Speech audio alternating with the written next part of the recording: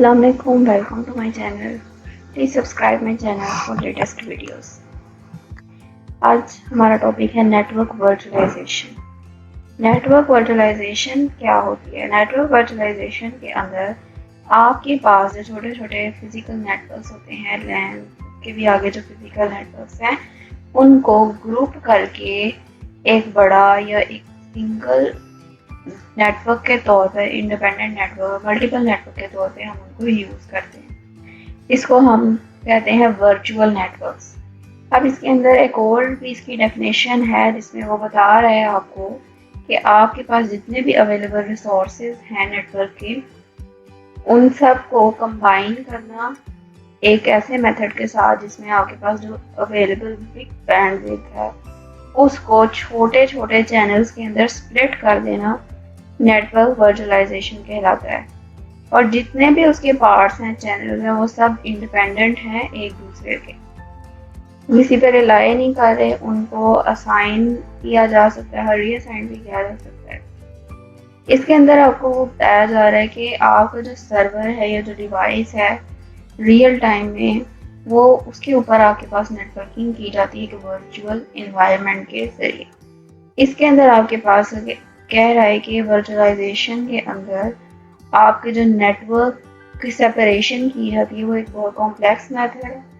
इसको manageable parts के अंदर कन्वर्ट करना, अगर जैसे आप लोग जब अपनी VMware के थ्रू अपने कंप्यूटर के अंदर उसकी पार्टीशन करते हैं हार्ड ड्राइव की, तो उसके अंदर आप पार्टीशन करने के बाद अपनी फाइल्स को इजीली मैनेज कर सकते हैं, अपना डाटा इजीली स्टोर कर सकते हैं। उसके मुख्तलिफ सेक्शंस बना के आप लोग रख सकते हैं कि इस सेक्शन में ये है, इस सेक्शन में ये है। सेम वही नेटवर्क वर्चुअलाइजेशन में भी होता है कि आपके पास एक लार्ज नेटवर्क को छोटे छोटे चंक्स में, छोटे छोटे चैनल्स में डिवाइड कर दिया जाता है, जिसके साथ अगर यहाँ हम इंटरनेट की एग्जांपल लें, आपको कहीं बहुत आउटसोर्स कहीं दूर से इंटरनेट कनेक्शन मिल रहा है, आगे जो लैन है उसने अपनी बैंडविड्थ को छोटे छोटे चैनल्स में, यानी आपका इंटरनेट पीछे से ज़्यादा आ रहा है, लेकिन यहाँ पे आके आपके चैनल आके राउटर पे उसको उसकी बैंडविड्थ शॉर्ट करके आपको एक अलग से नेटवर्क दे दिया गया कि आप इसके थ्रू अपना इंटरनेट यूज़ करें।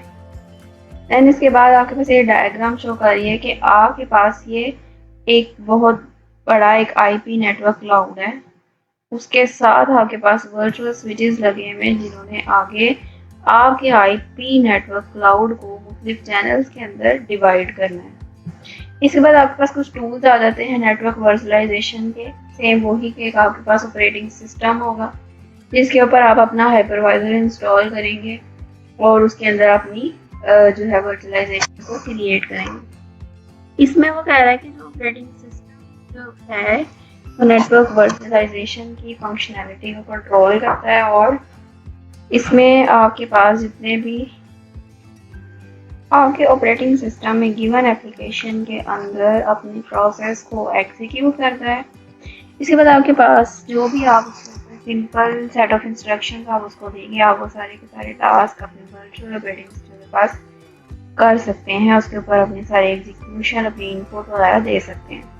हाइपरवाइजर जो है वो ऐसे थर्ड पार्टी सॉफ्टवेयर काम करता है जिसके अंदर बिल्ट-इन नेटवर्किंग फंक्शनैलिटीज़ होती हैं जो कि हमारे नेटवर्क वर्चुअलाइजेशन में बहुत हमें हेल्प करती हैं।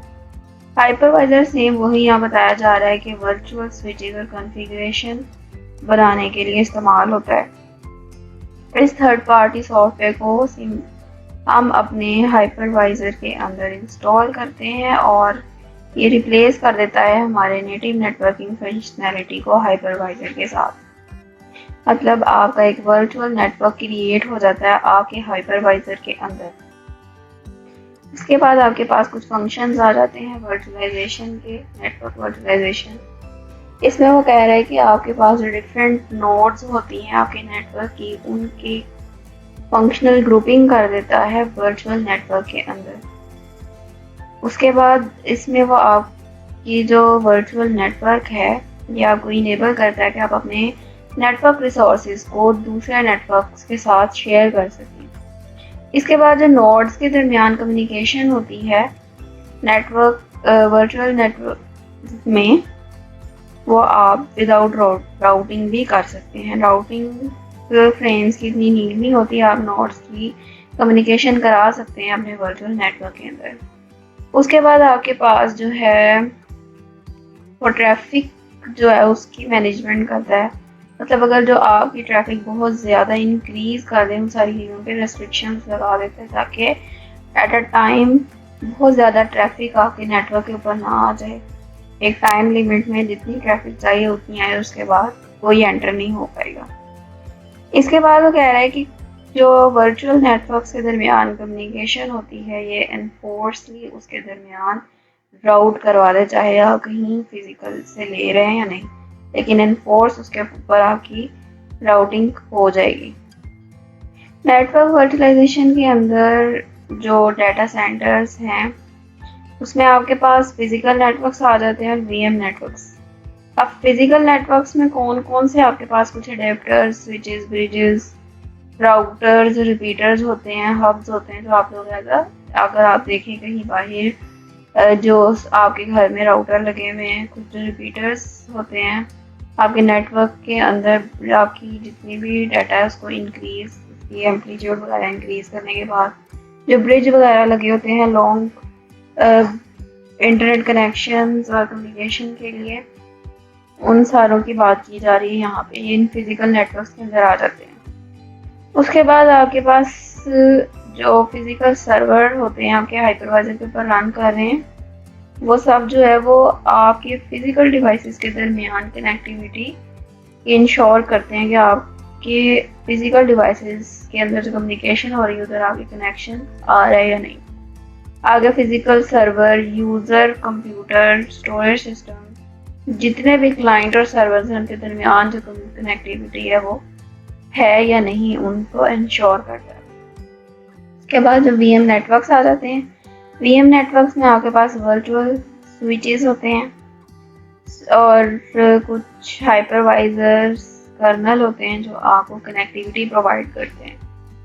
फिजिकल नेटवर्क का कनेक्शन हो जाता है आपके वर्चुअल नेटवर्क के साथ और फिर आप उसको resides inside the physical server, आप उसके आउटसाइड भी काम कर सकते हैं।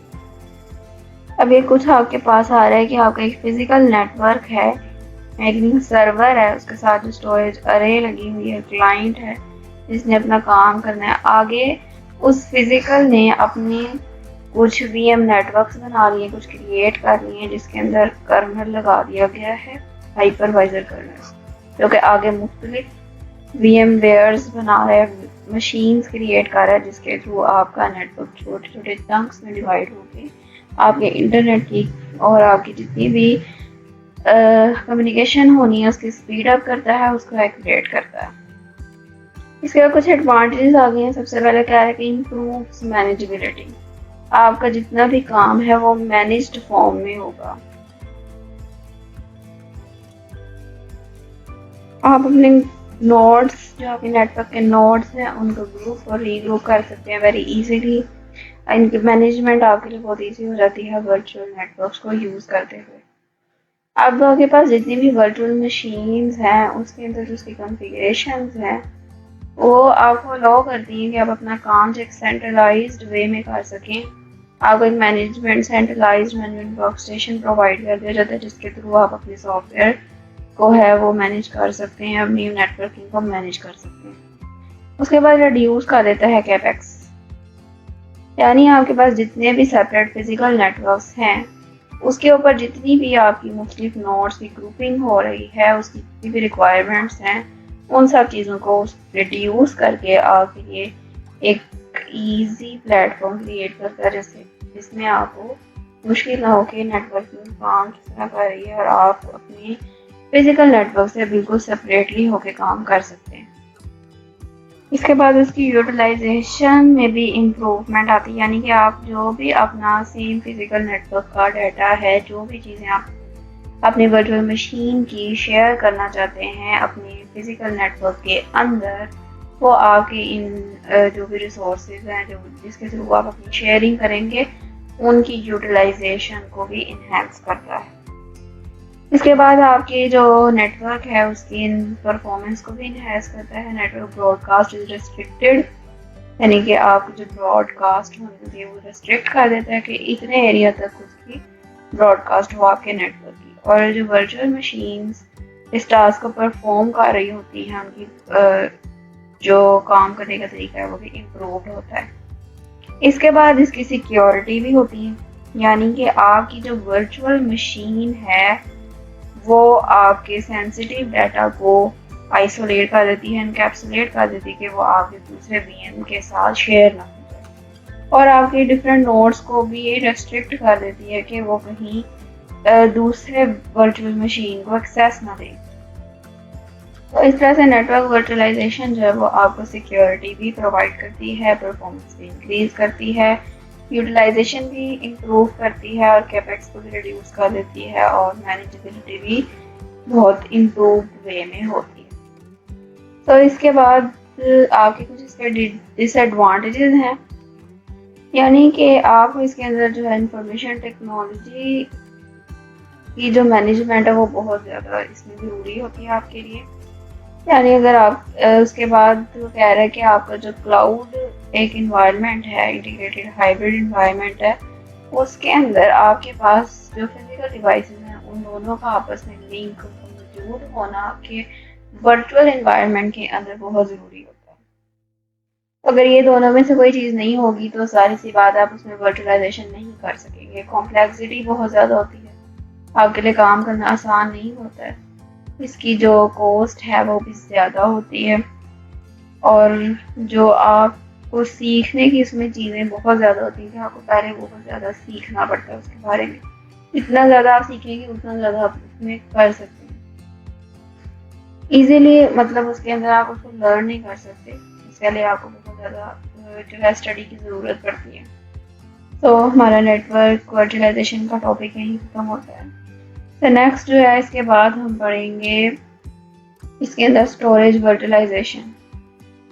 सो थैंक यू फॉर वॉचिंग। आप लोग अगर इसके लिए कोई क्वेश्चन है इस टॉपिक के अंदर तो कमेंट सेक्शन में आप पूछ सकते हैं।